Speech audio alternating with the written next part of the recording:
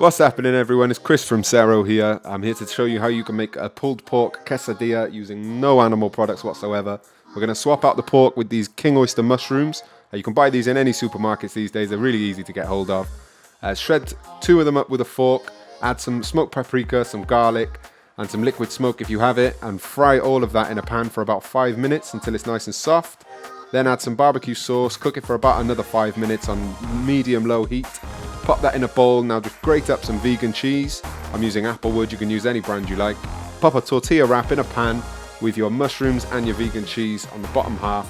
Fold it over and cook it on each side for about 1.5 minutes each, just until it goes nice and golden on the outside. Serve it with whatever dips you like and you're good to go. Try it, let us know what you think. If you do like it, follow us for more similar content on Instagram. That's @Cardiff.